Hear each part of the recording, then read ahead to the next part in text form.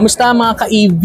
Welcome sa panibagong episode ng Go EV. Nandito ako ngayon sa Main Square Mall, Molino Boulevard, Bacoor, Cavite para sa grand launching ng Dongfeng Motors dito.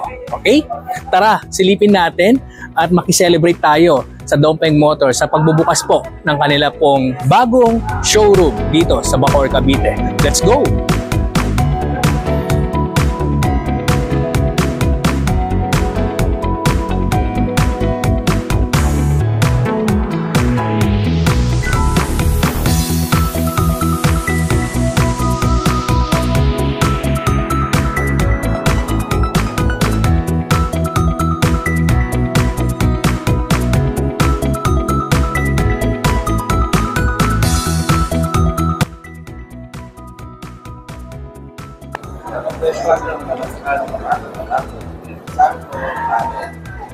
Sumayin ang pagkaon. Salamat kayo sa Diyos na sa pagkakas.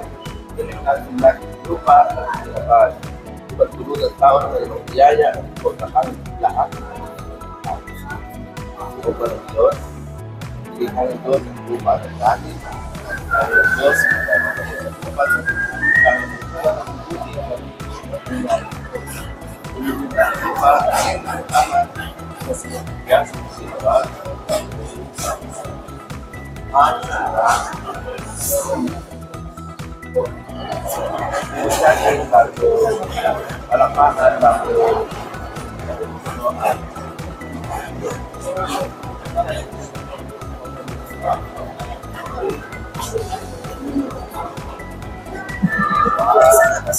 Sa loob.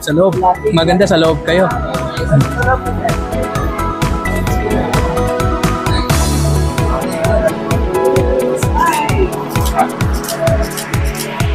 Okay. O, palakpakan tayo.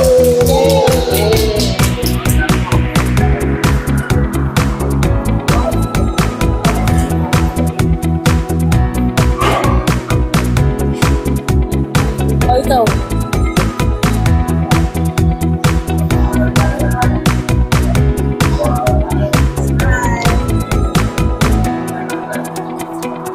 Palakpakan din. Maski sa mono, ito, nakakasalanan ng buka. Ito mo na lahat natin ito. Dito, anak. Kaya mo kami natin at ito, para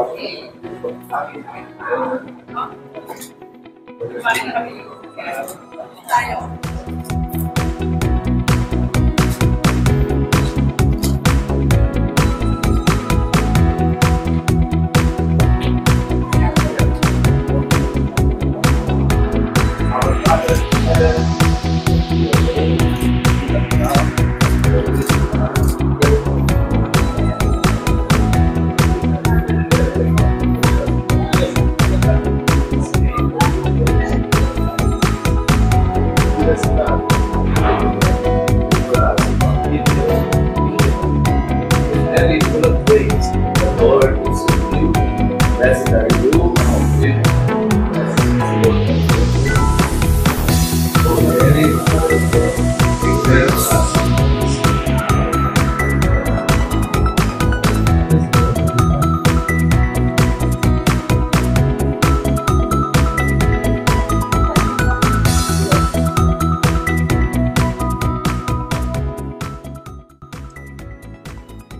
Sumayo ang Panginoon.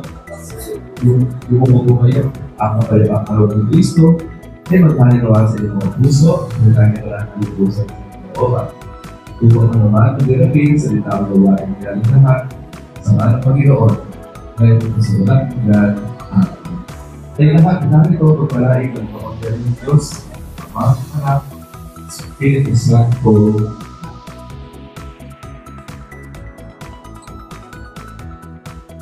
Mapakita tayo mga kanina, bilang pagbati. Sa mga po natin ang masigabo para pa.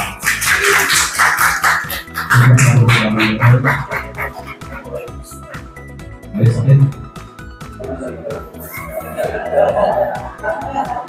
Congratulations po.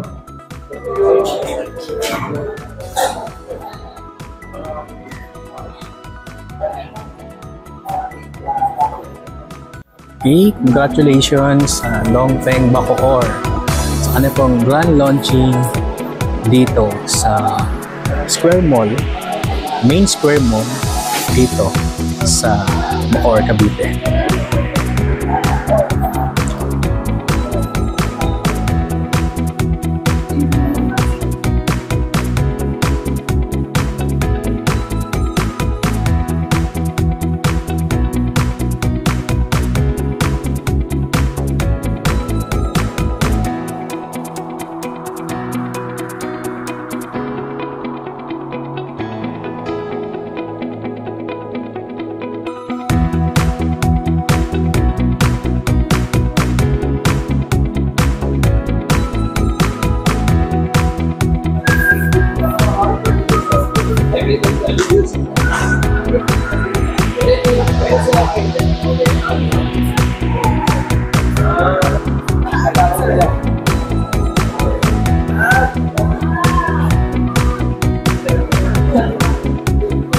Huge.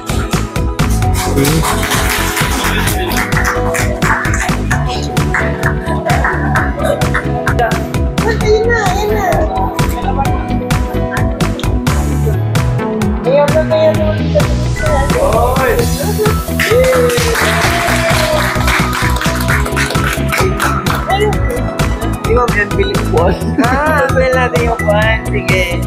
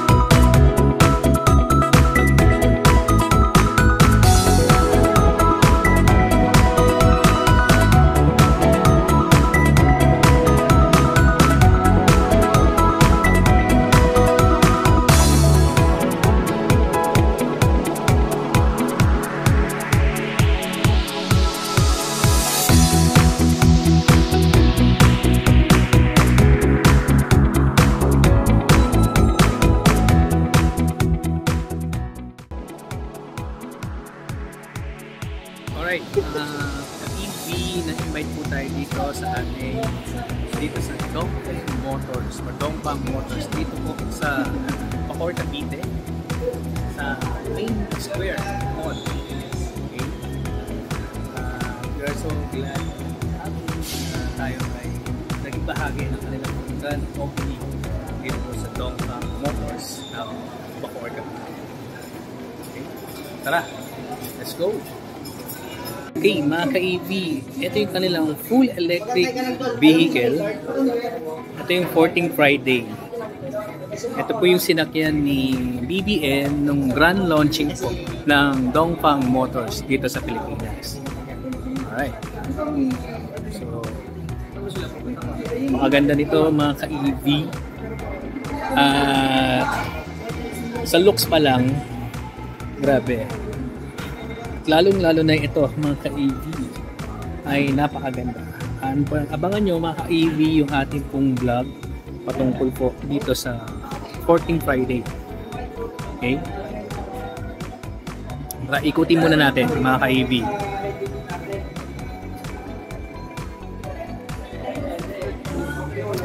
Guys, ang daming tao dito at ang dami pong tumitingin. Ito yung kanilang nano box na atin pong ni-review previously sa Go e-Vehicle. Okay. Let's go ka-EV! Let's go! Okay, ito yung likuran ng 14th Friday. Grabe, ang ganda. Ang ganda nito. Pag binigay sa atin, ano na yun, talagang gagamitin pa lang natin. Wala na tayong intinding repair pa. Grabe, ang ganda. Alright. Abangan nyo mga ka-EV ang ating po review dito po sa 14 Friday. Okay, punta naman natin yung Nanobox. Okay. Ito yung best-selling EV ng Dongfang Philippines, ang Nanobox. So guys, kung hindi nyo pa napapanood ang ating pong review dito sa Nanobox, andyan po sa ating channel. Nasa video section lang ng ating channel ang full review, at yung driving experience ko patungkol po dito ay nandoon na rin. So check nyo lang po, panoorin nyo. Let's go. Ang Nanobox at ang 14 Friday po ang kanilang fully electric vehicle dito sa Pilipinas. So guys, ito yung bago nila na release. Ito. Ito yung bagong release nila. Yung Dongfeng Aelus. Huge Aelus. Okay. Aelus. Ayan. So, tingin ko may LED rito. Para siya naka-LED. Something. So, abangan nyo rin to mga ka-EV. May schedule na tayo for vlogging, for review ng ating pong Aelus. Okay? Hybrid po ito mga ka-EV. Hindi po siya fully electric. Magamit din siya ng gasolina. At nakikita nyo, no? Napakaganda. Ang ganda nito ka-EV. Okay? Naka-black top siya na usok-uso. Sporty na sporty ang kanyang design o kanyang style. Alright. So, dito pa lang ka-EV, wala kang pormado na. Sa grills pa lang. Okay? Sa grills pa lang ka-EV. Hindi na tayo mahuhuli. Okay? Ayan ganda. Grabe. Ganda.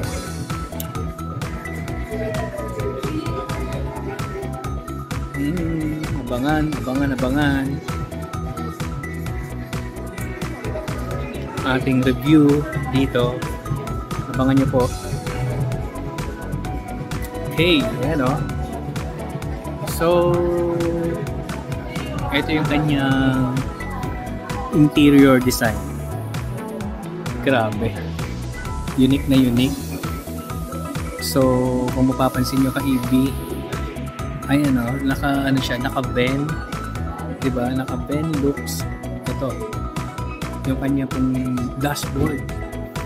Full dashboard yata ito. Mamaya, tingnan natin kay EV. Pag binuksan na nila.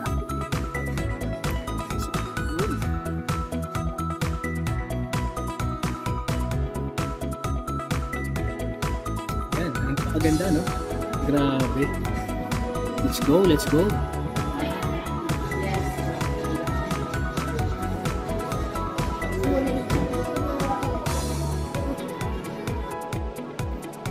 Okay mga ka-EV, nandito ako sa loob ng 14 Friday ng Dongfang. Guys, napakaganda dito sa loob. Glimpse lang yan. Pakita ko lang ng konti kung ano yung mga nakikita ko dito sa loob. Okay. At it is. Okay. Guys, ito. Makikita nyo dito sa likod yung kanya sunroof. Okay. Hanggang likod ka-EV ang kanyang sunroof. So, SUV na SUV to. Grabe.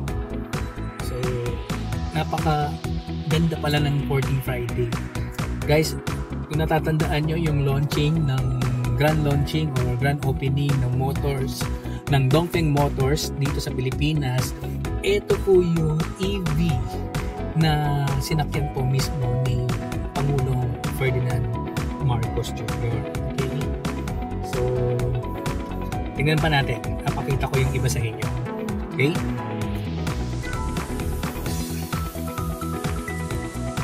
Ayan. So, yan. Tingnan natin ha. Medyo malikot lang sa camera. At wala po akong kasamang videographer. Okay. Okay. Ito yung kanyang tawag natin na instrument panel. Cluster panel niya. So, connected siya kay EV. Magka-connected ito. So, lobat tayo kay EV. Makapasin dyan, lobat tayo ngayon. So, yun.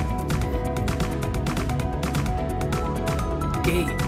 So, yan ang nakikita natin. At ambakan nyo na lang kay EV yung ating pong full review dito po sa ating pong Dongfang 14th Friday.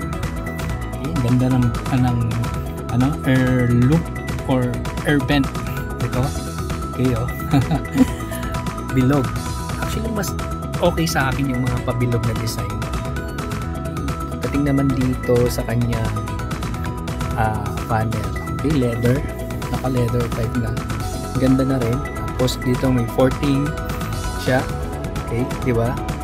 Maganda. So, ayan. Kita nyo. Meron siyang accent ng green, light green. Hindi ko alam ang tawag dito sa green na ito. Pero ang ganda niyang tingnan. Combination siya ng black. So, isa-isa natin to mga kaibigan. Kita nyo kaibigan. Yan. So, antayin nyo lang ang ating pong vlog patungkol dito. Okay. Alright. Silipin din natin yung iba. Yung A-Loose nila na bago, na hybrid. Kasi silipin natin. Baby, ito yung kanyang ito yung kanyang gear selector. Parang cambio na rin. Hindi siya knob. Okay. Puro automatic na dito, no? Okay. Puro automatic na mga ka-EV. Ganda.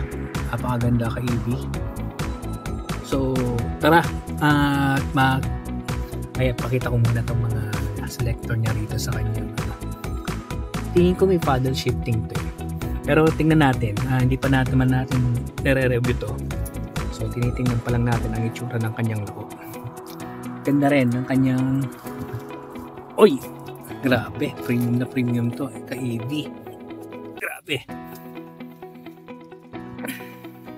So, dito ka-EV, naka-leather siya. Okay? Hindi siya plastic, leather ka-EV ha. Naka-leather pala to. Grabe. Dito, medyo plastic, kamukha siya ng leather, kaya hindi mo pagkakamalan na hindi leather. So, ito leather. Ito leather siya, ka-EV. Premium na premium to ha. Okay. Puntahan naman natin yung kanilang hybrid. Okay? So, tara! Sa A-Loose naman tayo. Let's go! Okay, ka-EV. Ito naman ang ating silipin ngayon. Ito yung A-Loose Use. Okay? Tingnan natin yung kanyang interior. Okay? Napakaganda niya ka-EV. Hybrid ito, hindi siya full electric.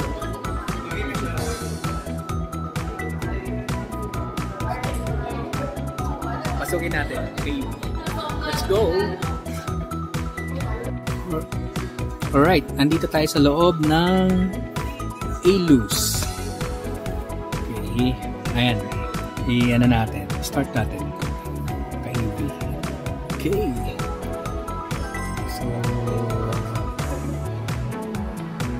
ayan, may ganun pa rin, may maririnig talaga tayo na sound kasi nga hybrid to, hindi siya full electric. Ang mostly naririnig mo dito ka-EV yung sound ng kanyang aircon.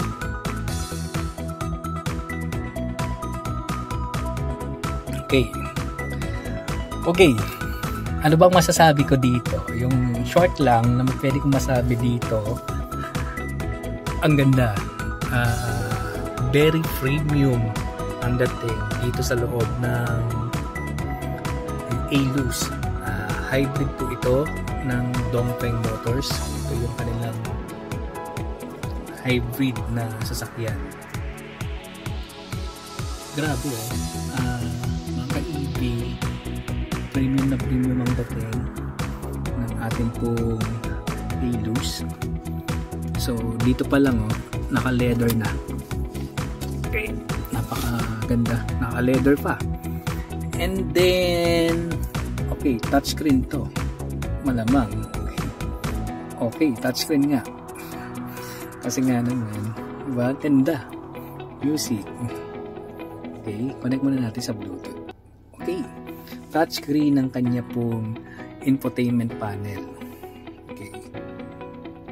So, yun pa rin, mga ka-EV. Saka natin i-vlog ng full details itong ating Aelus. So, guys, ito yung kanyang remote. Okay. Grabe, ang ganda. Keyless entry na tayo kay EV. Sa remote pa lang, very unique na rin ang kanyang remote. So, wala akong nakikita ang ganitong remote. Wala pa akong nakita. Ito pa lang. So, ang ganda. Okay. Tignan natin dito. Alright.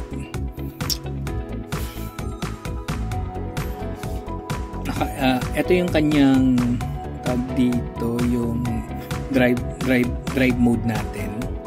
Dito natin i-set kung naka-eco mode, sports mode, or standard mode. Maging drive mode niya lang. Okay. So, ito yung kanyang selector, driving selector niya, or gear selector. Okay.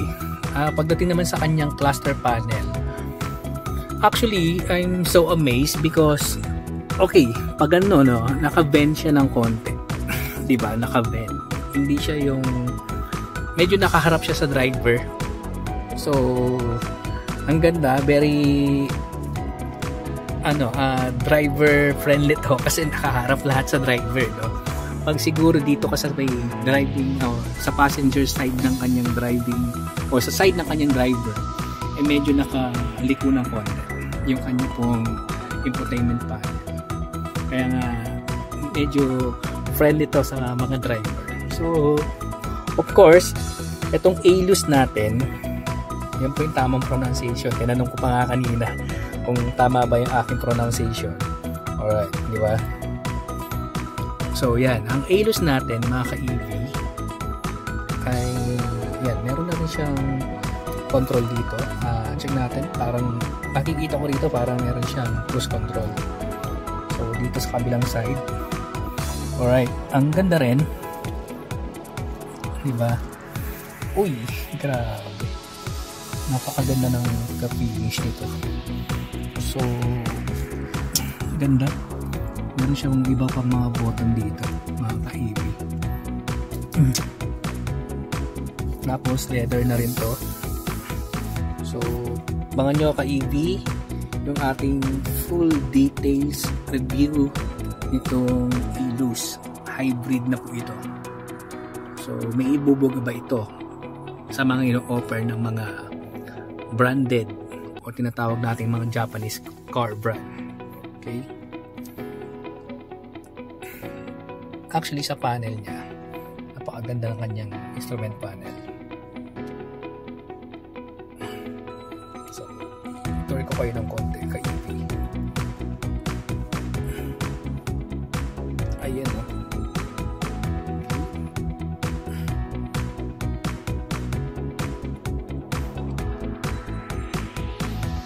Mas maganda kung makikita nyo kasi itong gamit kong phone hindi naman kaganda pa yung kanyang klase ng camera. Pero in person, kaya nga ka-EV, lagi kong sinasuggest na mas magandang makita nyo in person yung mga ganitong mga electric or hybrid na sasakyan para ma-feel nyo na eto na ba yung bagay na sasakyan para sa iyo. Okay?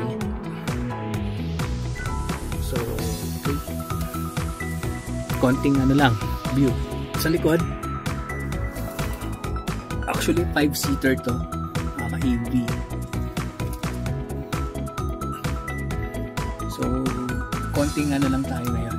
Tingnan lang natin ang meron dito sa loob. Pero i-vlog din natin to. I-review din natin. So, yun na muna mga ka-EV. At yung nano box ay nakita nyo na. So, hindi na tayo papasok doon. So, nakita nyo na yun. Sa mga hindi pa po nakakapanood ng ating pong review patungkol sa nano box ng Dongfang or Dongfeng dito sa Pilipinas, ay panoorin nyo po. Subcompact SUV na hatchback, maluwag.